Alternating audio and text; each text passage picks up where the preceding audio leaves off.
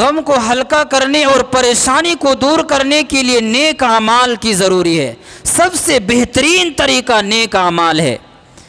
اللہ رب العالمین قرآن مجید کے اندر ارشاد فرمایا، من عمل صالحا من ذکر او انثى وهو مؤمن فلنحيينه حیاتا طیبا وَلَنَجْزِيَنَّهُمْ أَجْرَهُمْ بِأَحْسَنِ مَا كَانُوا يَعْمَلُونَ۔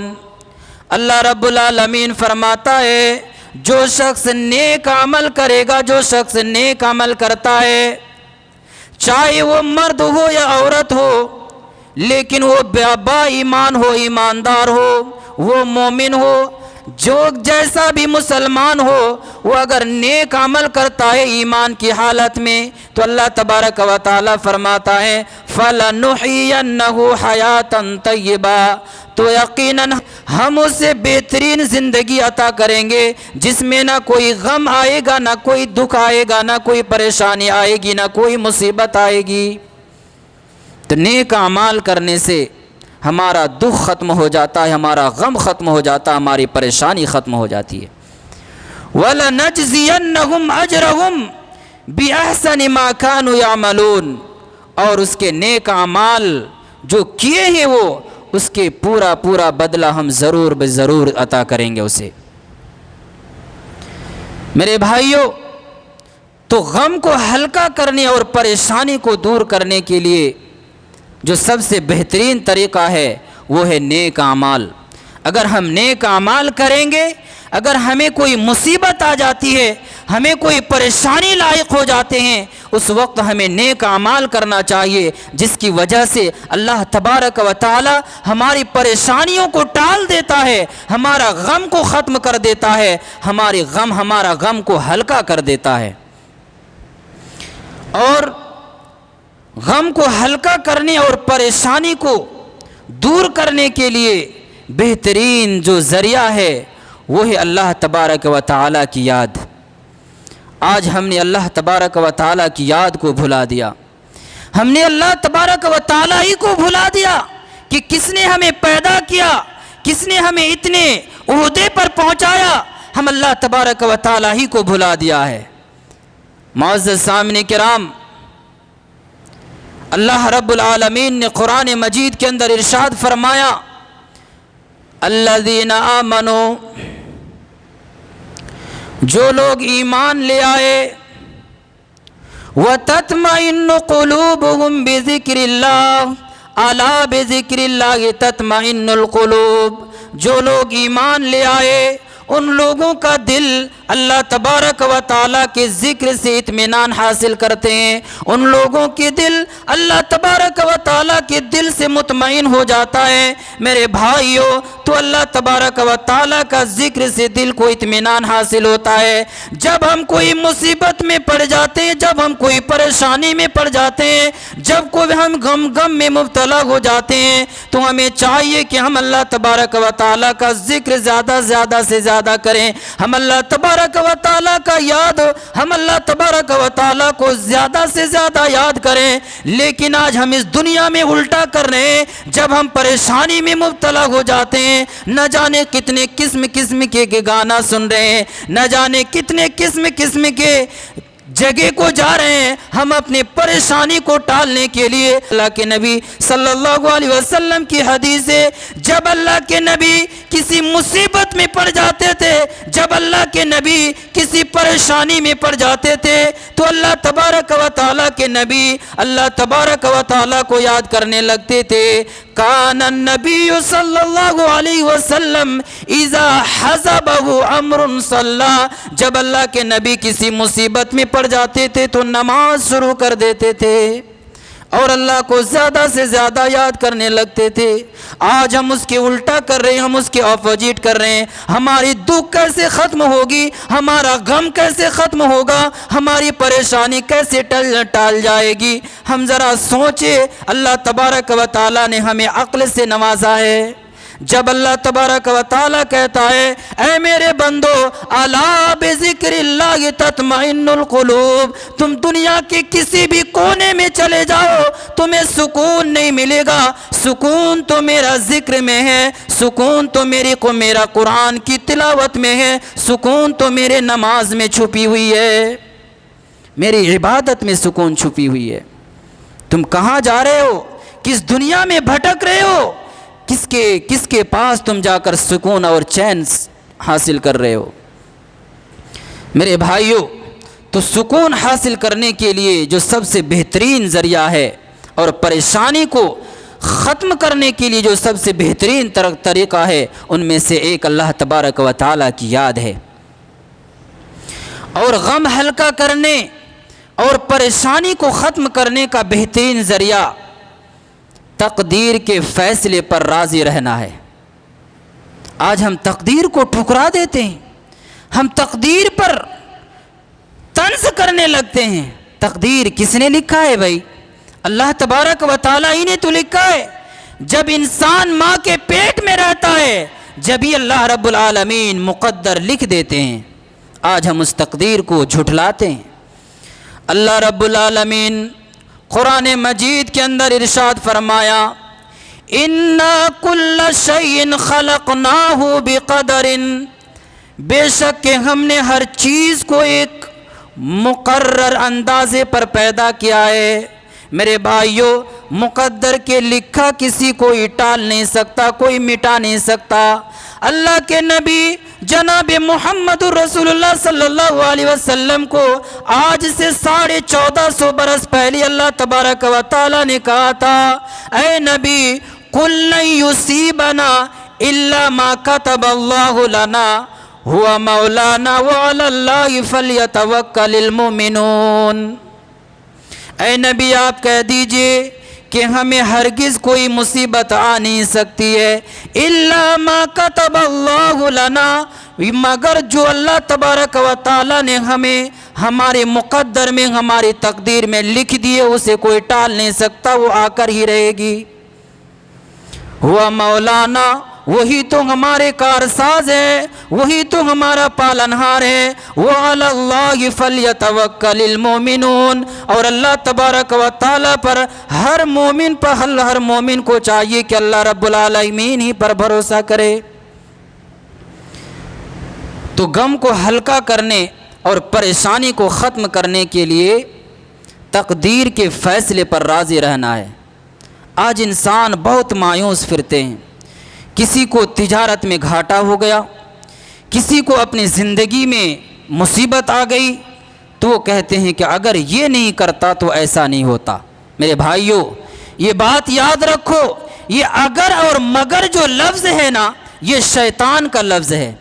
شریعت آپ کو ایسا الفاظ کہنے سے منع کرتی ہے، اگر مگر، اگر میں یہاں نہیں جاتا تو ایسا نہیں ہوتا، اگر میں بزنس کو ایسا اسٹارٹ نہیں کرتا تو ہمارے گھاٹا نہیں ہوتا، اگر میں وہاں پر نہیں جاتا تو میرا حادثہ نہیں ہوتا، اگر میں وہ بائک نہیں چلاتا تو میرے ایکسیڈنٹ نہیں ہوتا۔ میرے بھائی، تقدیر میں جو چیز لکھی ہوئی ہے، آپ کہیں پر بھی چلے جائیں، گھر میں صوفے لگا کر بیٹھے کیوں نہ رہے، وہ آ کر ہی رہے گی۔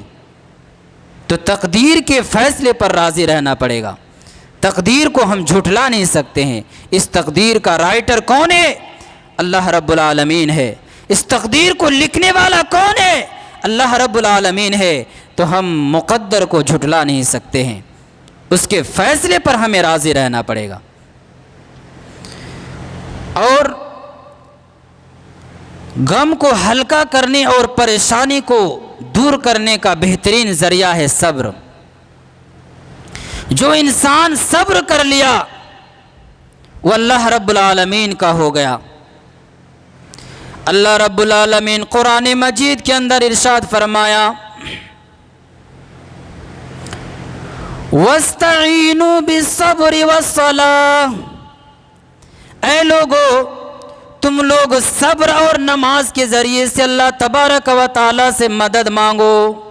وَإِنَّهَا لَكَبِيرَةٌ إِلَّا عَلَى الْخَاشِعِينَ، لیکن یہ نماز ہر انسان پر بھاری ہے، اللہ یہ ہے کہ جو اللہ رب العالمین پر خوف رکھتے ہیں, اللہ رب العالمین سے ڈرتے ہیں, اسی پر نماز آسان ہے. نہیں تو ہر انسان پر, ہر مسلمان پر نماز بھاری ہے. اللہ رب العالمین یہ کہنا یہ چاہتا ہے کہ اے میرے بندو, تم لوگ صبر اور نماز کے ذریعے سے مجھ سے مدد طلب کرو.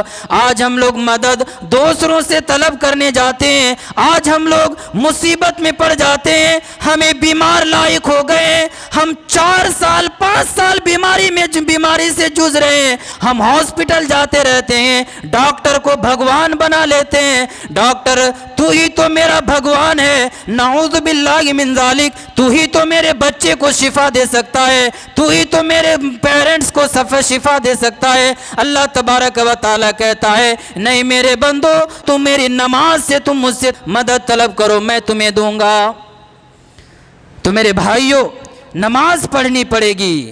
آج انسان نماز سے کوسا دور چلے گئے ہیں. آج دیکھیے آپ کو ہاسپٹل میں جم غفیر مل جائے گی.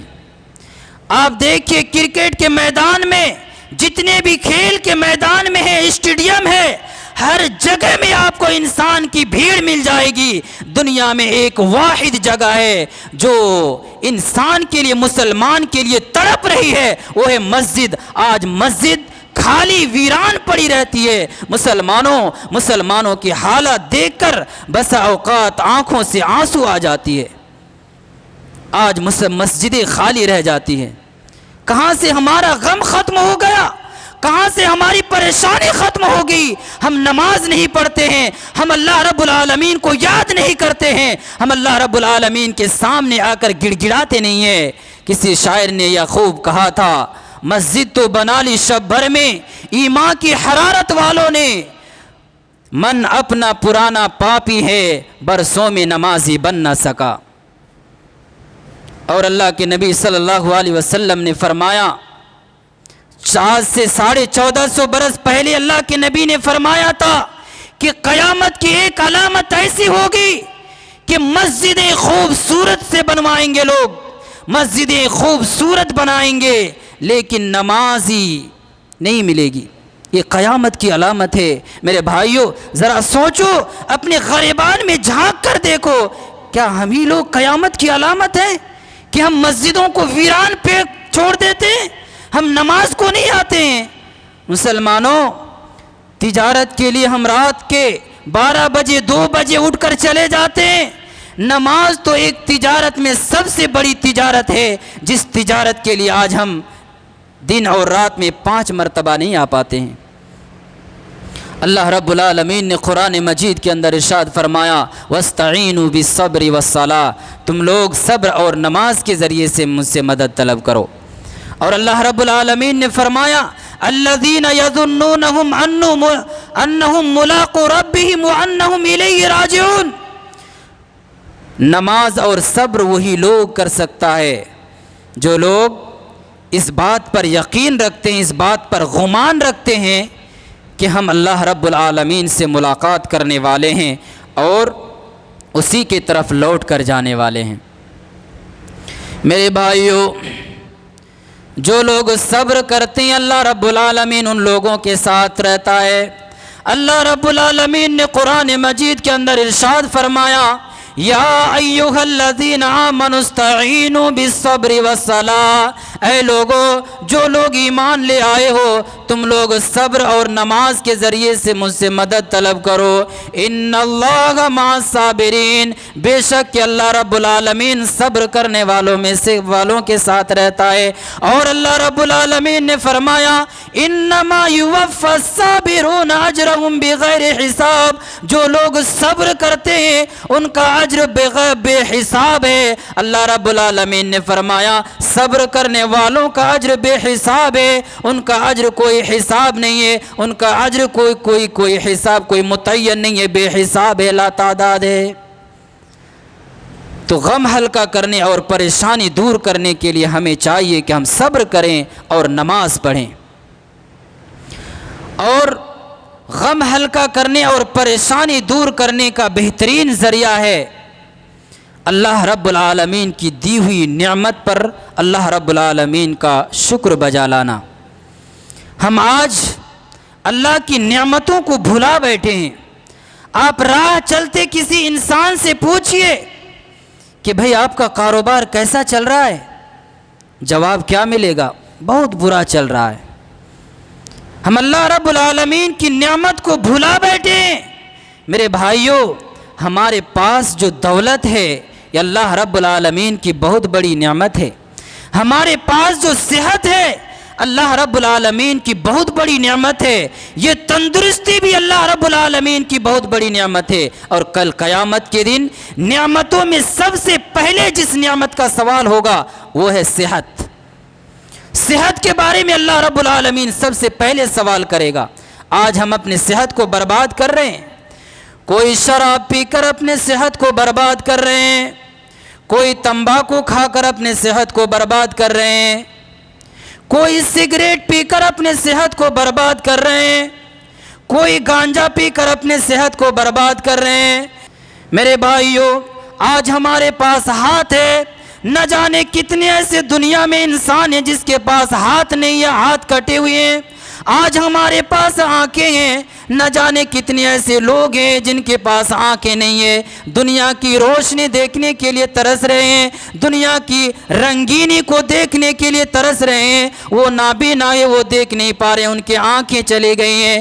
آج ہمارے پاس پاؤں ہیں، نہ جانے کتنے ایسے لوگ ہیں جن کے پاس پاؤں نہیں ہے، ان کے پاؤں سے معذور ہے، وہ پاؤں سے بالکل معذور ہے۔ میرے بھائیوں، اللہ رب العالمین نے آپ کو صحت جیسے نعمت سے نوازا ہے، اس نعمت کی قدر کرو، اور اللہ رب العالمین کے پاس اس صحت کا سوال کیا جائے گا۔ اللہ کے نبی جناب محمد رسول اللہ صلی اللہ علیہ وسلم نے فرمایا، ان اول ما یسأل عنہ یوم القیامہ، قیامت کے دن نعمتوں میں جس نعمت کا سب سے پہلے سوال کیا جائے گا، یقال لہ، یہ ہوگا کہ اس سے کہا جائے گا، الم نصح لک جسمک، کیا ہم نے تمہارے بدن کو صحت نہیں دی تھی؟ کیا ہم نے تمہارے جسم کو صحت نہیں دی تھی؟ ونرویک من الماء البارد، کیا ہم نے تمہیں ٹھنڈا ٹھنڈا پانی نہیں پلایا تھا؟